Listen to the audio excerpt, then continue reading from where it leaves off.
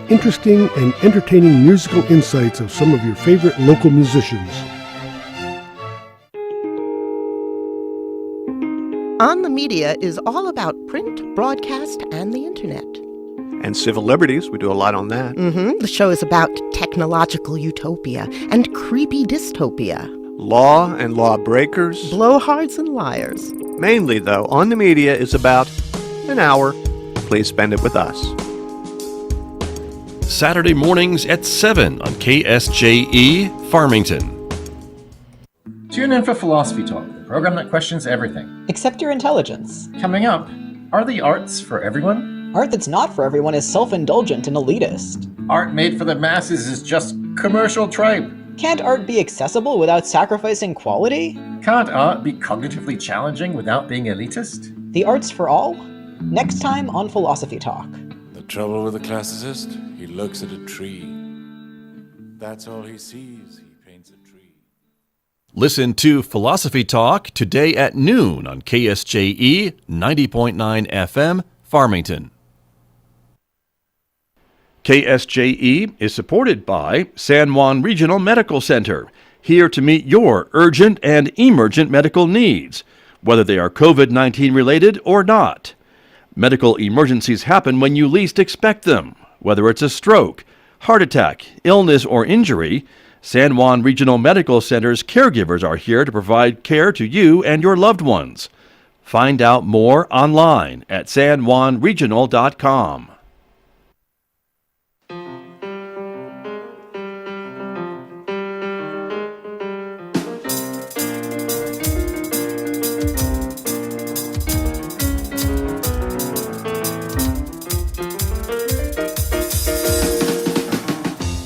11 minutes past 8 o'clock. It is Tuesday morning, December 1st. Good morning, everybody. I'm Scott Michlin. Thanks for tuning in to KSJE 90.9 FM over the air here in San Juan County, New Mexico. 103.3 FM over the air in Durango, Colorado. And, of course, streaming everywhere on Earth from our website at ksje.com. Welcome also to our viewers who are watching this visual radio program. The video is streaming live to the KSJE Facebook page, our YouTube channel, and also our Twitter account. So we're glad that you're with us however you choose to join us this morning. Coming up in the next few moments, we'll be talking about a member of C.H.I.C, the Community Health Improvement Council. And this month we are speaking with Sexual Assault Services of Northwest New Mexico. I'll be talking with Donald Stage in just a moment about the services that they provide to our community. That is coming up in the next few moments right here on KSJE, so stay tuned for that. Later on this hour, of course, it is Tuesday. We always check in with Amber Francisco over at the Farmington Regional Animal Shelter, and she shows us some of the pets available for adoption this week, and that includes the dog on your screen right now. That is Celeste, who is looking for her forever home. We'll learn more about her coming up a little bit later this hour at 8:50 a.m. on KSJE. And Mick Hess is standing by to take us roving with the arts at the 9 o'clock hour after the news at 9:06. Of course, on Tuesdays, Mick has been sharing some of Bach's many cantatas that he wrote, and we are up to cantata number 187 and 188 on the program today. You'll hear them coming up this morning at 9:06 on KSJE.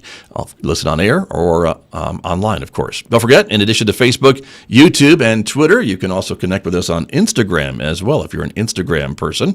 Now, let's talk about the weather for today. Outside right now, it's currently 24 degrees in Farmington. Bright sunshine this morning. We're expecting a sunny day, but the winds are going to kick up this afternoon. 44 for a high today with some wind gusts up to 40 miles per hour perhaps this afternoon. It's going to be windy tonight with a low of 14 in clear skies. Mostly sunny tomorrow. The winds should die down with a high of 38 on Wednesday.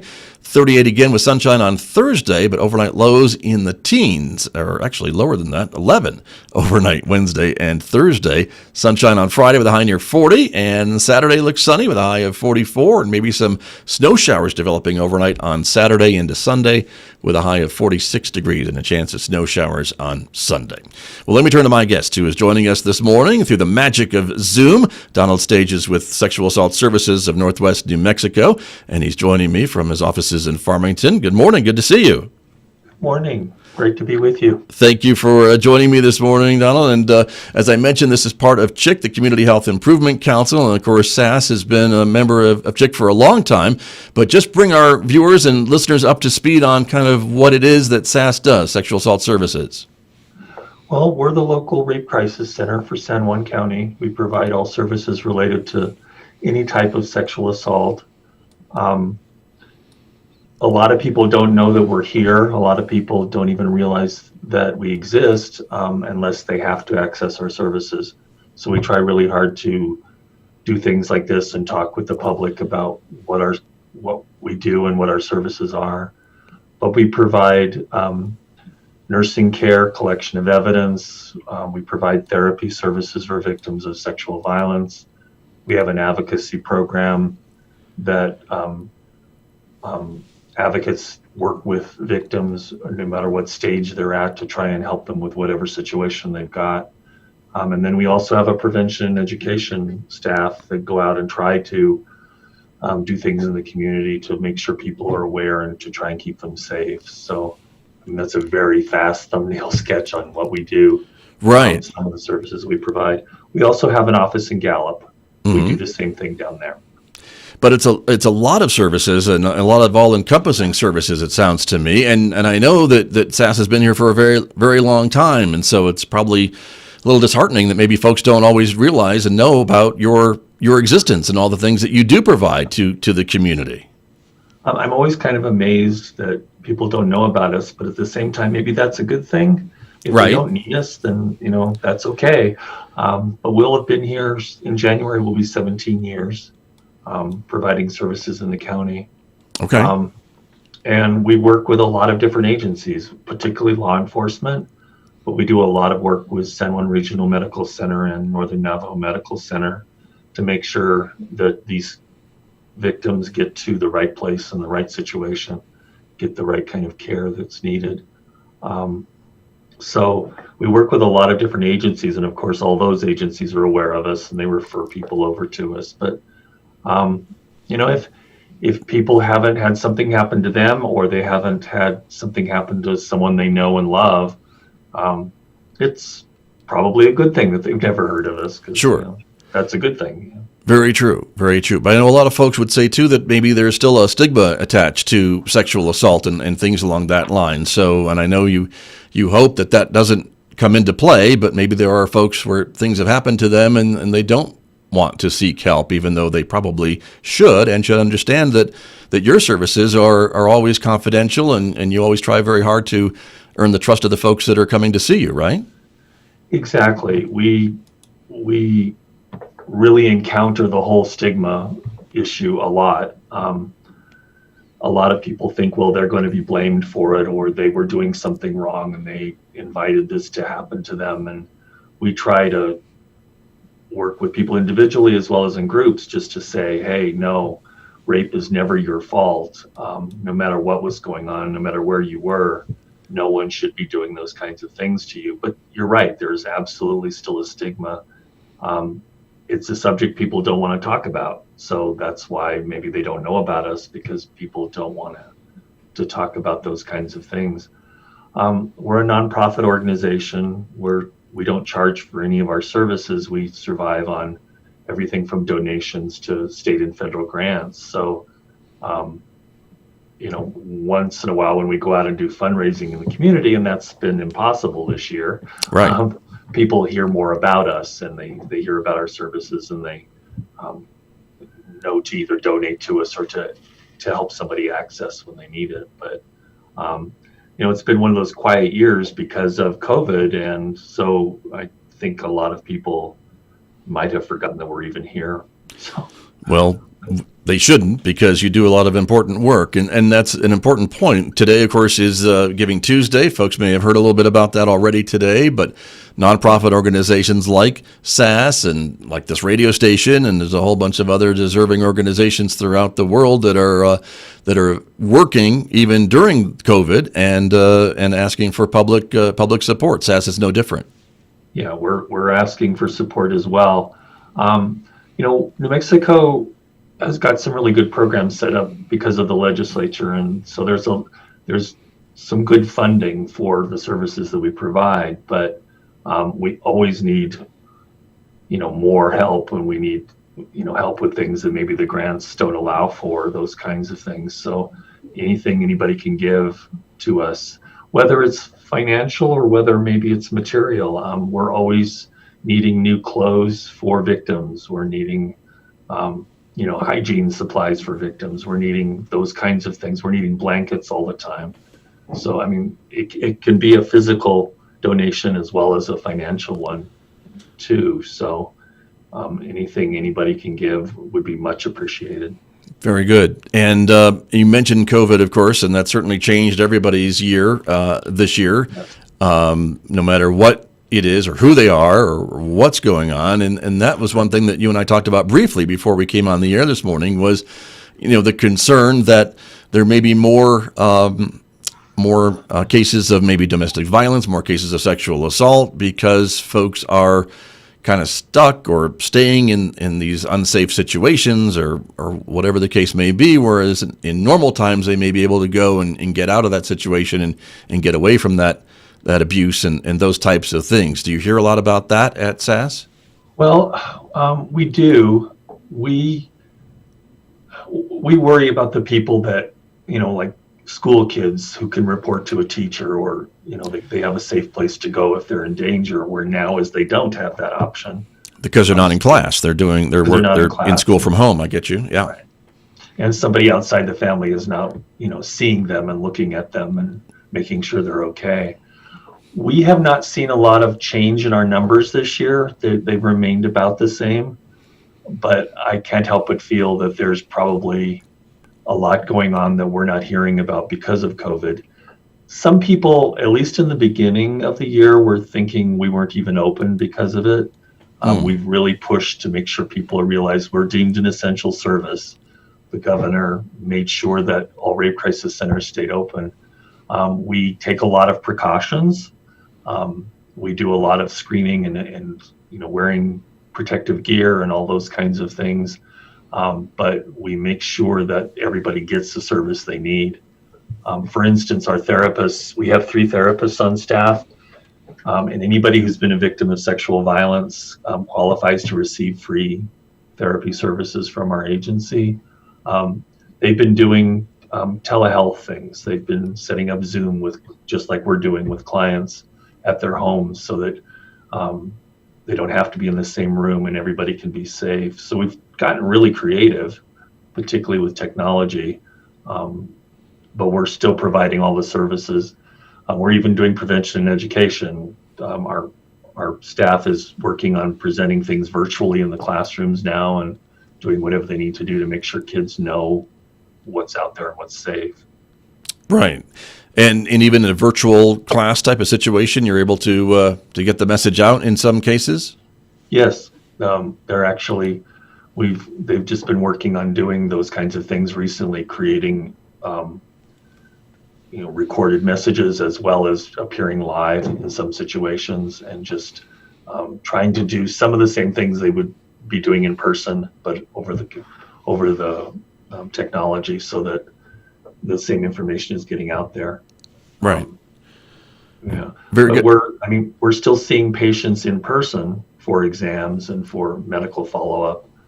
We're just taking a lot of precautions, but everything is still being provided just the way it normally is.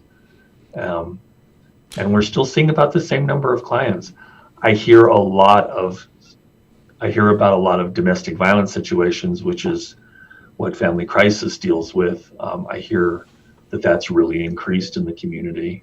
I don't have numbers, but I know that there's a real concern about safety out there in that area. Right. But your numbers have been pretty, consistent, this year is what you're saying. I would say for the most part, we've been pretty consistent. No more, no less. Right. Understood.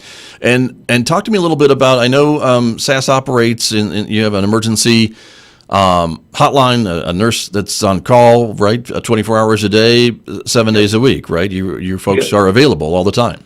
Right. We have 2 people on call 24 hours a day, 7 days a week, including holidays. We have a nurse and we have an advocate. And you can call our number. You can call our office number 325-2801, and you can access our answering service after 5 o'clock. And in those situations, it would be directed to the advocate that's on call, who would would talk with you about anything that you needed. Right. If you need to get in and see a nurse, that advocate would access the nurse right away and make sure you get to the office. We can pay for transportation if somebody's stuck somewhere and can't get here without walking. We can send a taxi, those kinds of things. So we really have a way of helping and getting people here. And that's important for folks to realize, I think, that they can get help or see someone or talk to someone, no matter what time of day or night that they are experiencing whatever they're experiencing. And sometimes time is of the essence in some of these things, correct?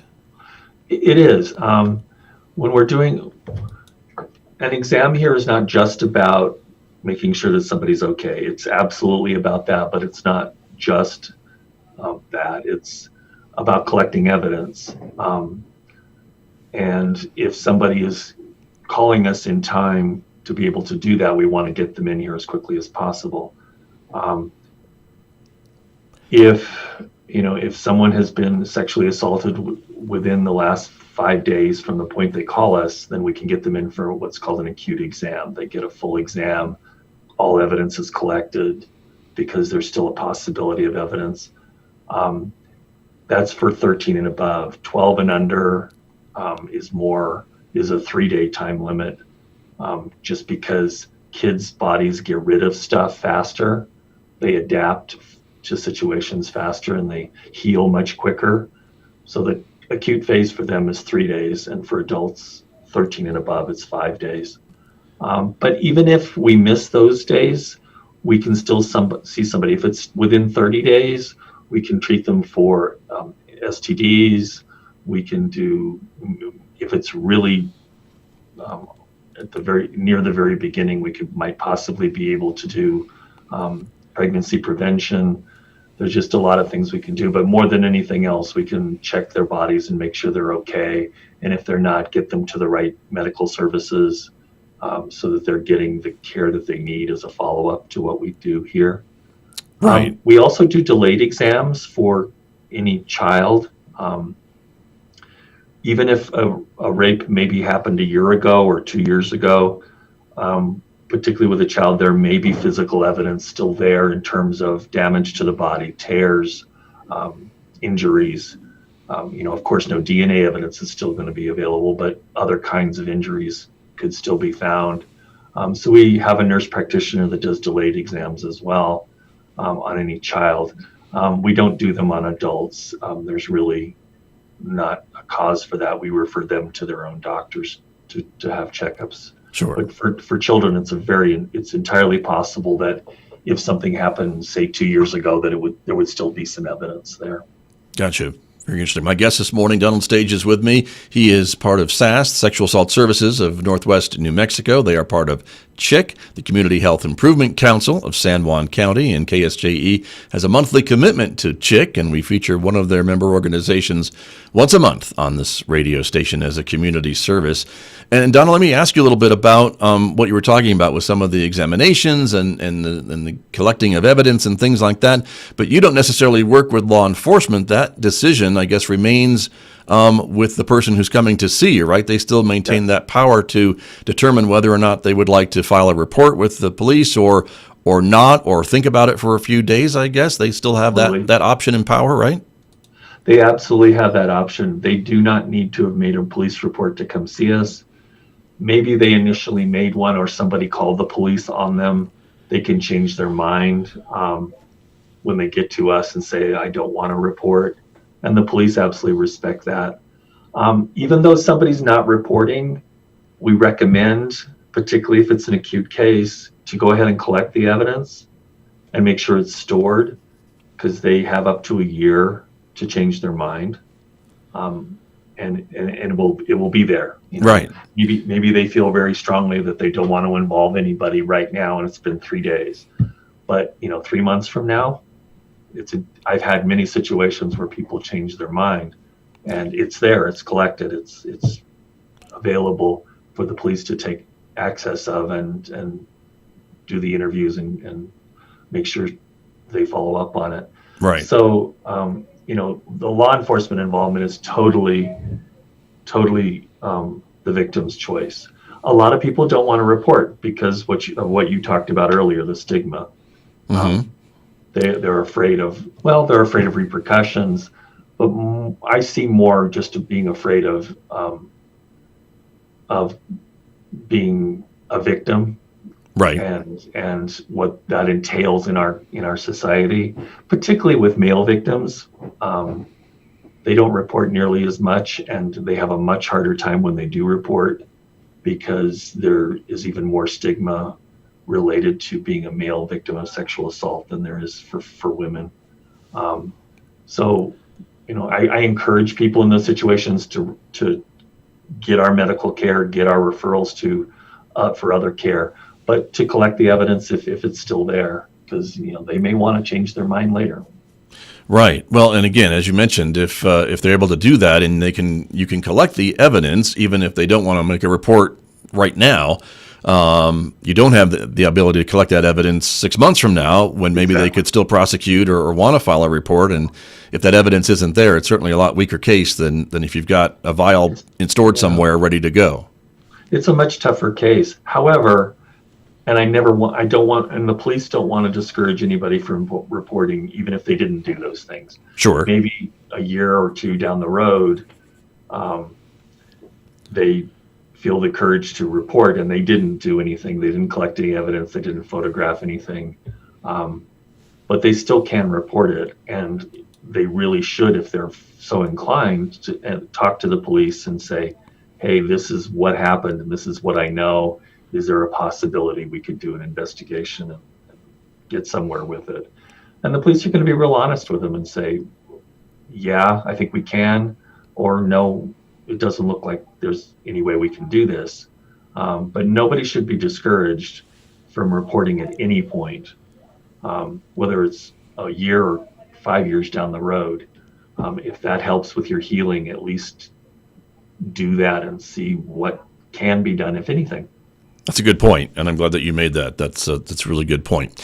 I also wanted to talk a little bit about the other stigma that you mentioned, and that is with men who also can be victims and survivors of sexual assault and come to you and your organization for services, and that does happen in our community. It happens in every community, and so talk to me a little bit about that, because I think that's something we don't always hear about or even think about when we consider sexual assaults. Well, when the subject comes up and people talk about it in general, they almost always think of the victim as female.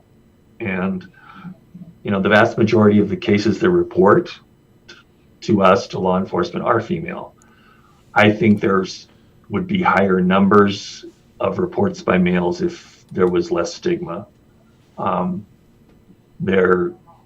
The attitude sometimes is very different when a man reports that this happened to them. They get the message that this can't really be happening. I think a lot of that's related to our culture, our society's view of being gay and lesbian. I think there's still a stigma with that. Yes, we've come a really long way, but we still have a ways to go. And straight men who've maybe been sexually assaulted, one of the first things they ask is, did I do something wrong? Am I gay and I don't know it, or whatever? They start dealing with what they consider the stigma of that. Maybe they never had any hang-ups about being around gay people before that, but all of a sudden it becomes an issue for them because they never expected that to happen to them. Right. So interesting. There's our society still struggles with those issues, and so therefore it's passed on to our victims. Right. Very true. And I wanted to talk a little bit about a kind of a graphic I found on the Facebook page for Sexual Assault Services, and it talks a little bit about housing is safety, and about victims who experience food or housing insecurity are more likely to experience rape, physical violence, or stalking. Yes. And I thought that was really interesting to start thinking about what that means during COVID and all these other times. And housing insecurity. We know we have a homeless population, but it doesn't even need to be homeless. It could just be someone who is kicked out or doesn't have a place to go, and all of a sudden that opens the door to all these other potential horrible things that could happen, right? Yeah. We have to access help and services for people a lot in that situation. We've had people where they were raped by a family member, and all of a sudden it's not safe for them to be there in that household, but the family member their name is on the lease or on the mortgage, and it's the victim that gets dumped on the street. If they come forward and accuse anybody of anything, we quite often have victims end up being homeless for a variety of reasons. Maybe they're raped by their next door neighbor and they can't handle being in that place anymore, or their landlord, or somebody victimized them and they just can't stay where they're at. We do have programs available to us as advocates to try and get people. There's a rent and relocation program through the Crime Victims Reparation Commission that can help people get into new housing. We can do emergency funding for, utilities, those kinds of things, where we can try and get people set up to get them into a safe place. There's all sorts of circumstances that would connect with somebody needing to move. And we see that a lot. And, all of a sudden they weren't necessarily housing insecure, and then all of a sudden they are. So. Right. And maybe they wouldn't know where to go. And it's important to know that maybe you, even if you don't deal with this maybe stuff directly, to be able to put someone into a housing program or whatever, you can certainly refer them to the other resources that we have available in those situations in our community. And we do that a lot. We Right. do that a great deal, actually. That's one of the biggest problems with being a victim in this county is housing insecurity. Right. Very interesting. And so final thoughts this morning, Don Stage, about sexual assault services. Again, we're in the middle of the holiday season. Do we see more cases during this time, less cases, or hard to say in this crazy year? It's interesting that you asked that. One of our former employees was really felt like there was a pattern to this whole thing. Right. And so they did a lot of research on our numbers, time of day, time of year, the weather, all that sort of stuff. The only thing we really determined out of that is that there is no pattern. Okay. Christmas can be very quiet this year, or it could go to hell. I mean, it could go absolutely either way. We had a case here on Thanksgiving. Last year we didn't. So, I mean, the holidays don't really play into it. It can either be a really busy time or it can be absolutely quiet. There's just no way there's really no pattern to it at all. Gotcha. Leave it to the media to try to look for something where there isn't anything, but we did too. That's okay. We really thought there had to be a pattern some way too, so we could figure out how to do this better. Right. There really isn't one. Well, but then it's a good thing that you're there 24/7. All the time, 365, because there is no pattern. And when folks need the service, you folks are there. I did want to point out one more thing. I know, again, I'm stalking your Facebook page and taking a look at it because I believe for donations, again, we talk about Sexual Assault Services being a nonprofit organization. And there is a beautiful piece of art, I think, from Karen Ellsbury that is being displayed on your Facebook page. I'll show it to our viewers as well this morning. And that is going to be, I believe, given to someone who's making a donation during this time. Yes, that's my understanding as well. I haven't been too involved in that end of it, but Gotcha. Yes, she was very generous and donated a piece of art to be. I think it's being raffled off, if I remember correctly. That probably is what it is, but it looks to be like a painted tray that's now, we're displaying it vertically, so folks maybe don't see the tray part of it, but it's a tray, serving tray, wooden tray, that it certainly has the style of Karen Ellsbury that is going to be given to a lucky donor to Sexual Assault Services during this time. So if that is an incentive, we will share that with the audience and let them know that is available. So Downstage, we just have a couple of minutes remaining this morning before we go. Would you mind just repeating the phone numbers and the ways to contact your organization, or can folks reach out even through Facebook? Is that a possibility? Sure. You can just search us out on Facebook, or Our number is 505-325-2805. And again, there is an after-hours number that I never remember for the answering service, but if you just call our office number, it goes to the answering service. It'll automatically forward after hours? Yeah. Perfect. I find it easier just to tell people that number. Okay. But yeah, we're here 24 hours a day, 7 days a week for any services that you may need. We don't provide counseling over the phone